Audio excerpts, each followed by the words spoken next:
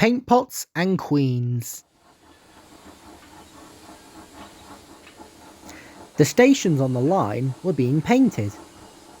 The engines were surprised. "The Queen is coming," said the painters. The engines in their shed were excited and wondered who would pull the royal train. "I'm too old to pull important trains," said Edward sadly. "I'm in disgrace," Gordon said gloomily. "The Fat Controller would never choose me." "He'll choose me, of course," boasted James the Red Engine. "You?" snorted Henry. "You can't climb hills. He will ask me to pull it, and I'll have a new coat of paint. You wait and see." The days passed. Henry puffed about proudly, quite sure that he would be the royal engine.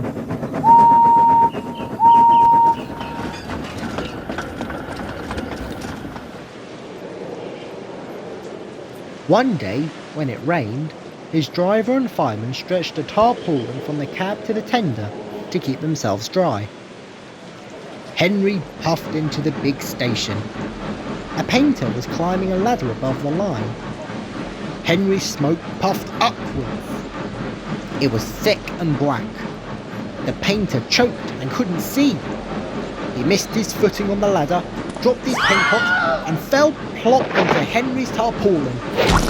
The paint poured over Henry's boiler and trickled down each side.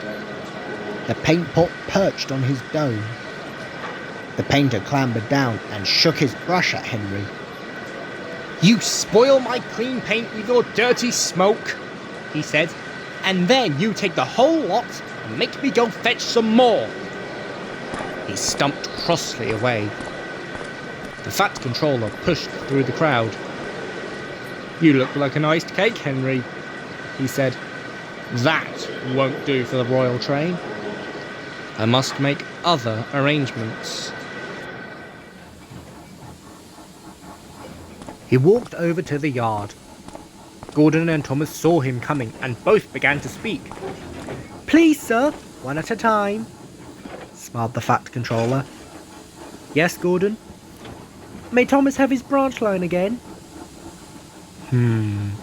Said the Fat Controller. "Well, Thomas?" "Please, sir, can Gordon pull coaches now?" The Fat Controller pondered. "You've both been quite good lately, and you deserve a treat.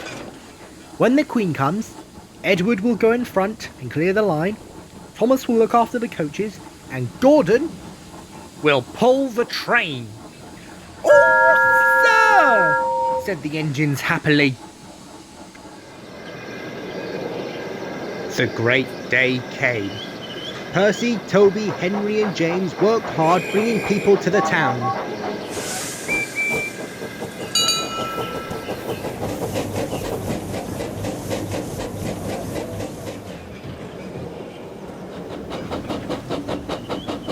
Thomas sorted all their coaches in the yard.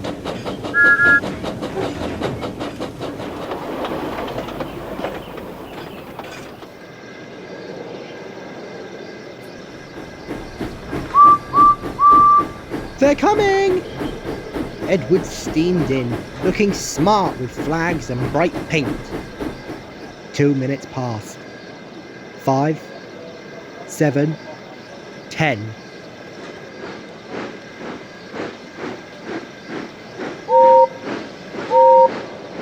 Everyone knew that whistle, and a mighty cheer went up as the Queen's train glided into the station. Gordon was spotless, and his brass shone. Like Edward, he was decorated with flags, but on his buffer beam, he proudly carried the royal arms.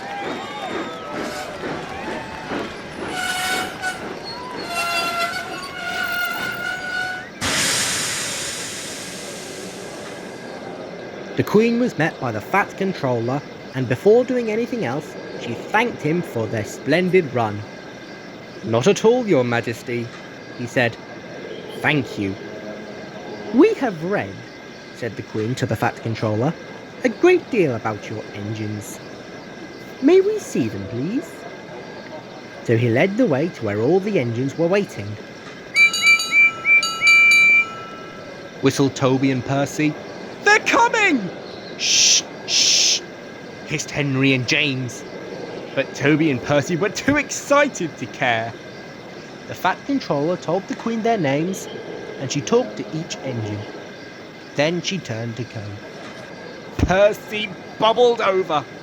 "3 cheers for the Queen!" he called.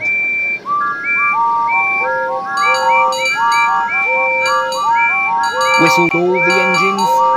The Fat Controller held his ears, But the Queen, smiling, waved to the engines till she passed the gate.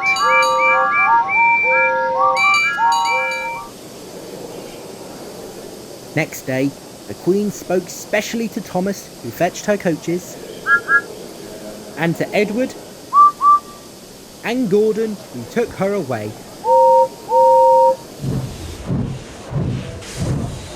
And no engines ever felt prouder than Thomas and Edward and Gordon, the big engine.